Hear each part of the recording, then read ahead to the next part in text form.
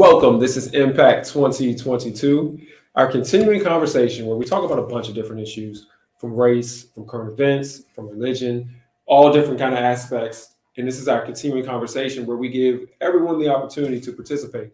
And we say, please participate by typing in your questions and your comments into the comment section.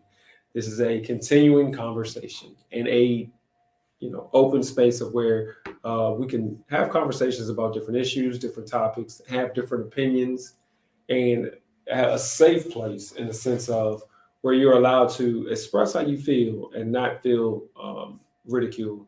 One of the things that always try to point out is that right now in this climate that we're in, you really don't have a safe place to express how you may be feeling at the time. And one of the reasons for that is that people are always looking to cancel from the word, but criticize people just for having a thought or an opinion. If you have a thought and your thought is wrong, or if you have a thought and your thought is, just not in line with popular opinion, it doesn't mean that you're a terrible person. And so, but it does mean that you have an opinion that sometimes needs to be thought through and fleshed all the way out. And so I know that's a little bit more of a definition than what I normally give, but that's just what we do here, where we are here, is the ability to think through, talk through, and flesh out how we feel about different topics and different things that are going on in the world. There's been a bunch of different stuff that's going on. So we had a bunch of different topics that we could have chose to touch into or to delve into today. But before we do, just wanted to say here we're in Richmond, Virginia, and it's a national news story that Donald McEachin, Representative McEachin, he was just elected into the House, the United States House, and just passed away yesterday. He had been battling with cancer, and he succumbed to the cancer and passed away yesterday. And so, many people pass away and different things like that, famous people. But one of the things we wanted to point out here is that one, it's somebody that locally we've all met. A person that you would constantly see in different circles. And just wanted to make sure that we pointed out that it's a significant loss because he's done some significant work in the political realm. A very locally famous lawyer, had a very famous initial law firm with him and his partners, and then branched out to his own thing. And has been in politics since 1996. All that great stuff. And he lived in the neighborhood that my parents lived in. So as I was growing up, not too far away. So Donald McEachin, just wanted to point out the fact that that's a significant loss, House Representative Donald McEachin. All right. And then as always, we roll right into our topics. Recently, and this one is, a little bit more topical. Recently, we've been talking about anti-Semitic conversations and things that people have been saying. And recently, the former president, Donald Trump, met with Kanye West, the rapper, and then another gentleman who is a white supremacist. The point of this is not politics. So let me just point that out. And they all met. They met at the former president's Florida residence, talk about different issues and different things. But then and so a lot of people have then come back. Many of, whether they be on one side aisle, Republican or Democrat or Independent or whatever, and they've said that was pretty much irresponsible. That was not a way to go. He's running for president. He should not be meeting with someone who's gotten into some significant trouble with anti-Semitic comments. That's Kanye West. And then two, definitely shouldn't be meeting with a white supremacist. And when they say white supremacist, this is somebody who has acknowledged that that's what he is, that's what he does, that's what he's about. And then, so it's not somebody who they're just saying is this way or that way. This is somebody who has self-described themselves as such.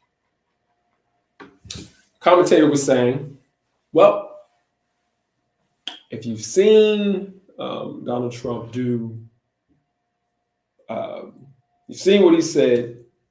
He talked about immigrants, and you've seen what he said when he's talked about women or people of color,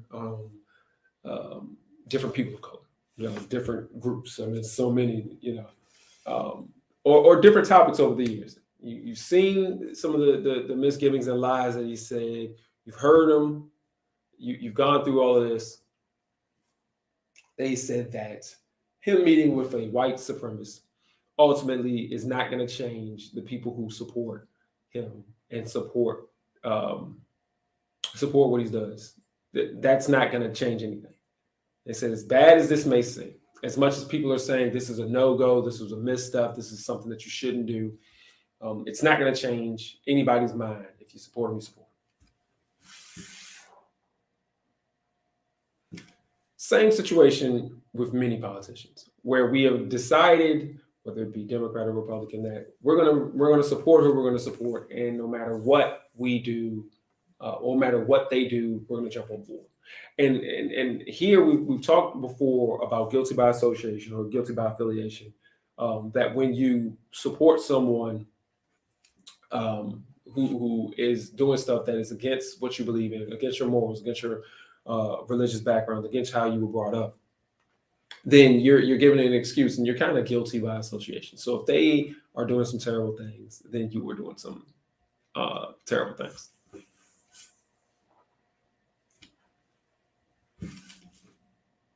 And so the reason we bring that up is because the issue is for people who call themselves, people who go to church, people who call themselves Christians, is constantly that guilty by association or that guilty by affiliation type thing. And so we've talked about it from a standpoint of where you put your money. We've talked about it from a standpoint of what political person or what leadership you get behind. And we've talked about it from many different aspects and dynamics. We've talked about it from the fact of even down to, if your favorite artist or something like that, then it espouses themselves, song artists, espouses themselves as somebody, again, who's anti-Semitic or racist or whatever. How do you constantly support them? And so what the person was saying is that people are what they're doing is they're turning a blind eye. And so the responsibility is, when is it okay for us to turn a blind eye? Because at so many points in time, if you're going to be mad at everybody who does every little thing, then you're not going to have an opportunity to do anything. Conversation was going on about Twitter. There's a bunch of people who have decided that they are no longer going to be on Twitter because Twitter's owner, their new owner, Elon Musk, is doing some things that they disagree with, or said some things that they disagree with. And the conversation, it was a business conversation that I was able to watch on television. And the conversation between the guy was, at what point do you draw the line and say, I can't do this product, or I can't do that, or I'm not going to be on Twitter, or I'm not going to do this? They said, if you really sit back and you look at most of the owners of most of these companies, you're going to be able to find something bad or something that you disagree with, and you're not going to be able to buy anything. True. We can look at music. I mean, you can look at all the musicians that's going on and all the musicians over the years. And if you decided that you had a purity test for every musician, especially the ones, R&B, hip hop, blues, jazz, you look in those situations, you have a lot of tortured souls. And so if you had a purity test for who you could listen to, you'd be in trouble. I don't know who you're going to listen to. We can even go over to, Christian music, gospel music, religious music, however you want to call it, non-secular music. Same situation. I mean, you can sit back and you can look at a lot of these individuals who've gotten themselves in some trouble and said some things, and you wouldn't have an opportunity to listen to anything. Purity test.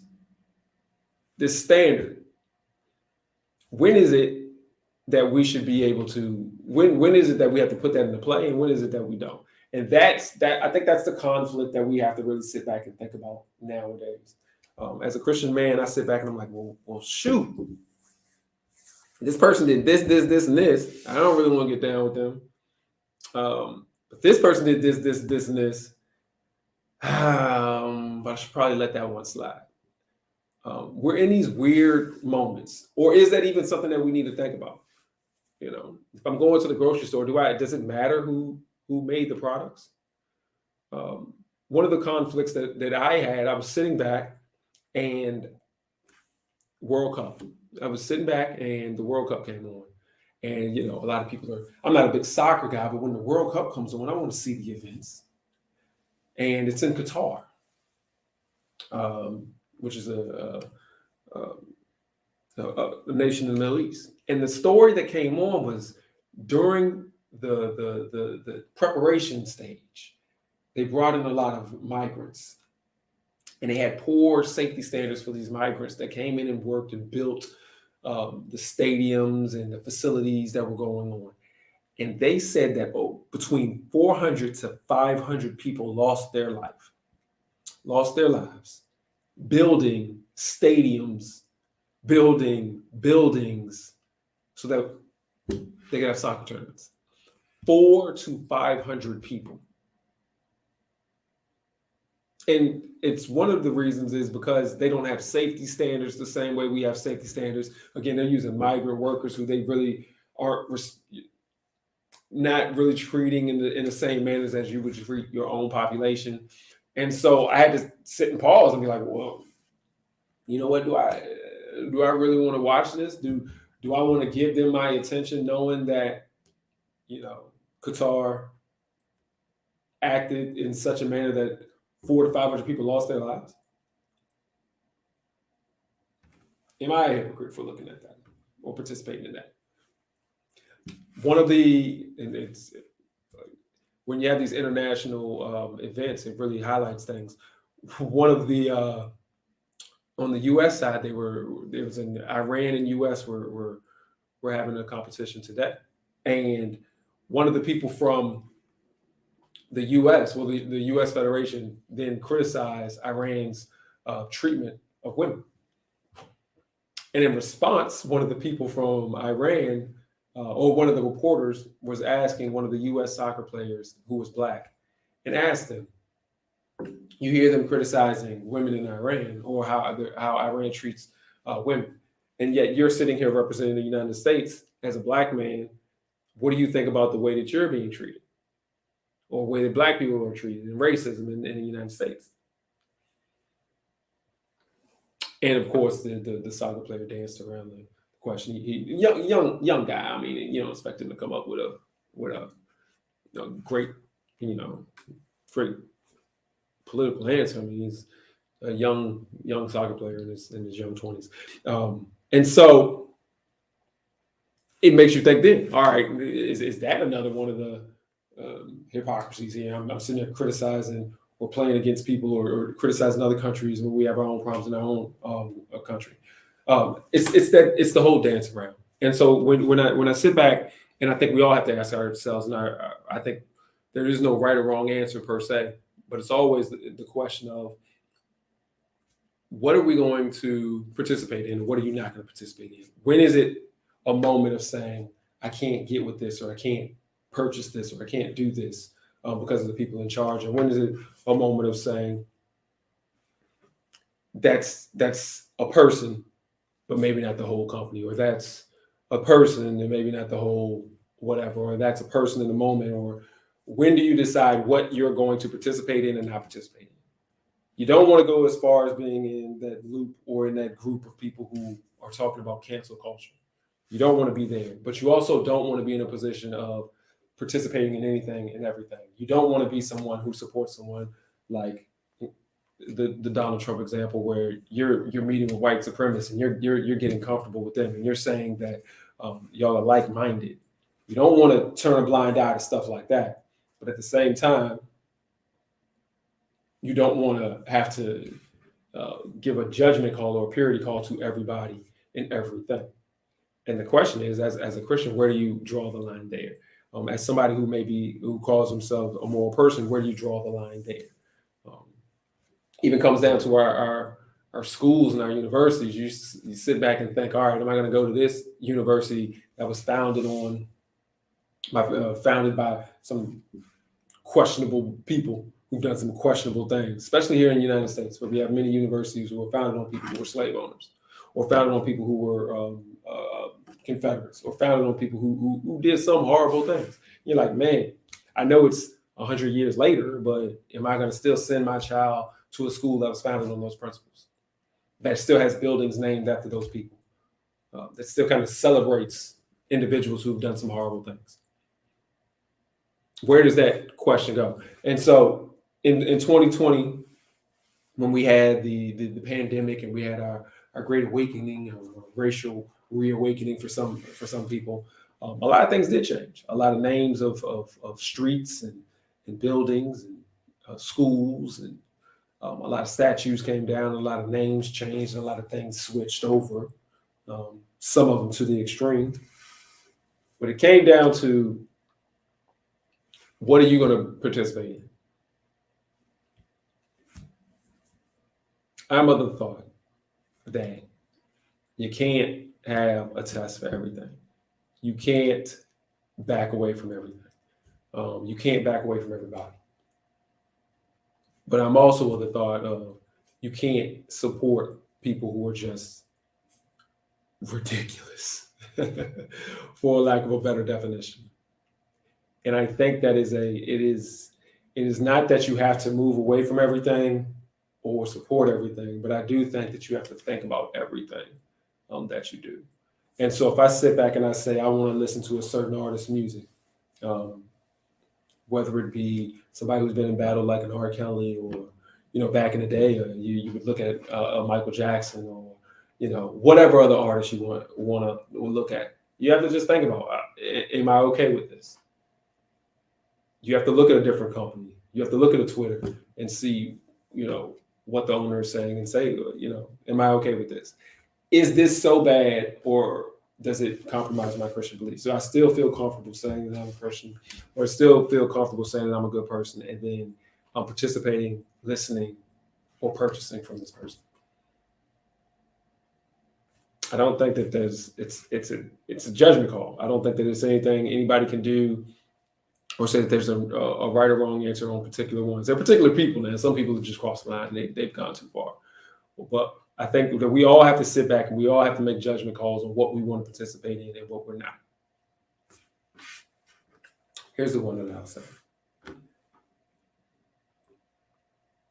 Wells Fargo, and I've talked about this before, Wells Fargo is a bank, major bank across the whole entire United States.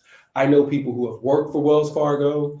I know charities and other things that has been sponsored by Wells Fargo.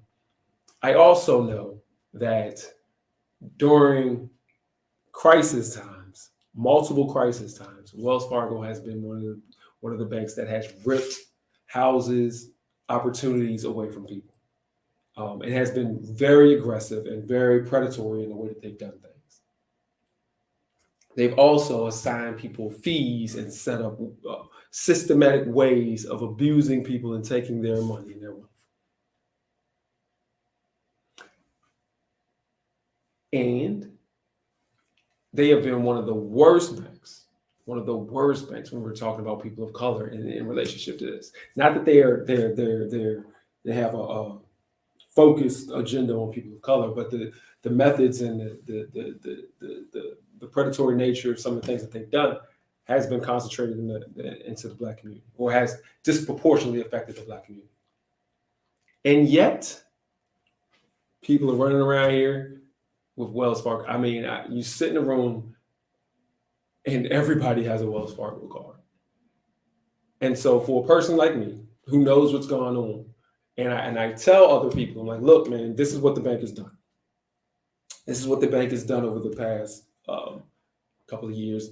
We're back since 2006, when we had our first economic crash and foreclosures, and what they did in 2020, the fines and the fees that they had to pay when it came to taking people's homes, and when people were trying to restructure and they were refusing so that they could then take people's homes. You explain to folk everything that's gone on, and they say, well, I'm still going to bank there. It wasn't me.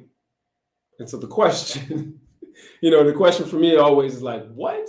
There's so many other banks. Why are you participating with this particular one? There's so many other ways. You're giving somebody who you know is an abusive institution or has been an abusive institution in the past opportunities to continue on to be an abusive, and you don't switch and choose and decide.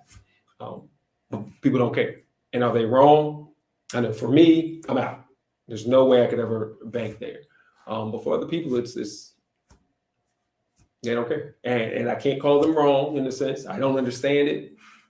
But I think as a Christian, knowing how I'm supposed to treat those, just everyone, how I'm supposed to treat my neighbor, how I'm supposed to treat the next person, I don't think that they treat people like that, and I can't participate in that. And I wouldn't feel comfortable. But I can't blame other people for it. So I think it's a personal choice. Hearts, minds, and spirits must change before change will come. Narcissism needs to be put in check. We cannot allow it to become normative. Yeah, and you know what? And it's heart and minds, and then the narcissism, I think, goes directly into also with sacrifice. And it's narcissistic because we want what we want. People want exactly what they want, and you think that you deserve it and you want it, and there's nothing else that matters. So if I want to own a house and Wells Fargo is going to give me the loan, then I'm going with them, and I can't sacrifice, or I can't deviate, or I can't do something different. If there's an artist or not an artist, I'm looking for the word, a designer that makes some nice clothing, regardless of what they've done, regardless of what they stand for. If I think those clothes look nice, I'm going to a little bit narcissistic in the fact that I'm going to get what I want when I want it, because that's what I want. And there's no sacrifice if I can't do this, or I shouldn't do this, or I can do something different. And so, yeah, with the hearts and the minds and the spirits, they must change in the sense of, I think that it has to be what's important to you. But that narcissism of everybody wanting what they want, and regardless of what has happened, the World Cup, you don't care what happened to those 500 people and how they lost their lives. You just want to watch the World Cup. You don't care what is going on bad behind the scenes, and you don't want to know. You just want to watch the World Cup. And it's kind of narcissistic and selfish on our parts that we want to do certain things and we don't want to know. I would respect it more if in a lot of these situations, we know what's going on, we acknowledge that it is terrible, but you still participate. Then somebody who just, I don't even want to know and participate. I can say that this person is wrong, and even more than my words, do something towards a little differently than what this person is doing. But to just ignore it, I think is the part that's pretty bad. It is narcissistic. We are very selfish and narcissistic in our ways, and I think that you're right. I think we need to put that in check, and then that'll change how we do. And the problem with all of us with this, and especially in the church, is that by us continuously supporting everybody regardless, there is no expectation or no requirement for people to change and be different. I can say what I want, I can do what I want, and it doesn't matter, because people are still gonna, as long as I got something that people want, they're gonna go for it. And I think that's the problem. Ultimately, we've talked about this guy many times. Ultimately, that was Kanye West's downfall.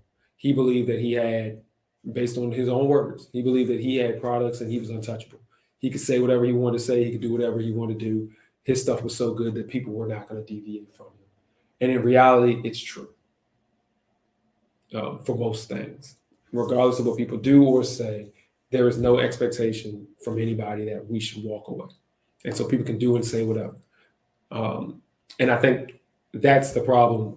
Each of us individually must decide, but if as a unit we kind of get together and make sure that there's an expectation, then people won't do, or people won't do everything and just expect us to support. And right now we do. All right. That's what we have for today. I think, we all need to think about that. It's a little bit more of a personal, which I hate to say, but it's a little bit more of a personal thing where you sit back and you have to decide, what are you going to stand for? What's going to be important to you? Doesn't matter what you choose, in a sense. It's less important of what you choose and more important that you are walking in eyes wide open and making a choice. And you're not just being, a slave to everything and just whatever. The last one that I wanted to bring up, and then we're out, is right now in China, they're having some little issues, some major issues going on when it comes to COVID. When it comes to some rioting about the way that people have been treated with COVID and just being treated in general. And one of the companies that's getting caught up in it is Apple, because Apple has people at as people at a facility who, at this facility, people have been jumping out of the windows to commit suicide.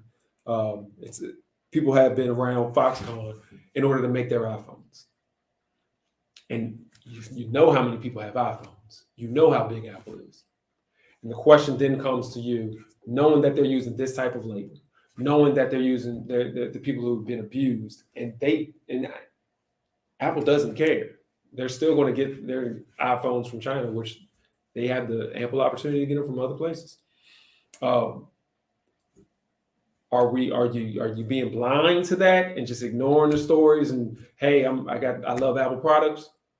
Are you looking at it and saying, well, I'm gonna make a decision about whether I'm going to still participate in Apple products? Not saying that you got to get rid of them, but you should know what's going on. Don't ignore the people who are being abused by Apple. It's worse to just ignore them and continue on to buy their products. At least acknowledge who they are, or acknowledge the fact that you are participating with a company that's doing terrible things to people. That is, people in China are being abused for you to enjoy your iPhone. At least know what you're doing. And that's just one of the things that we have to consider. And so it's a tough one. There is no answer that I can give, but it's something that I want everybody to think about. And I'm going to think about it as I look at things, as I participate in things. I don't have an Apple phone, but we need to look at what we're doing and look at who we're supporting and look at who we're putting money into their pockets and look at who's getting hurt along the way. All right. Well, I want to thank everybody who joined. Thank the comments that came in. Thank the participation. Again, if for anyone who may want to participate in this program, always feel free. You can do it through your comments and your questions, but also if you want to contact us, you can always come on the show as well. We always welcome guests. We always welcome new people to come in and participate in the show as well. Thank you. We're here on Tuesdays, 8 o'clock as always. Thursdays at 7. We have Thursday Thirst Bible study here, same place on YouTube and Facebook and in person. And then on Sundays as well at 10 o'clock. Thank you for joining us and have a good one.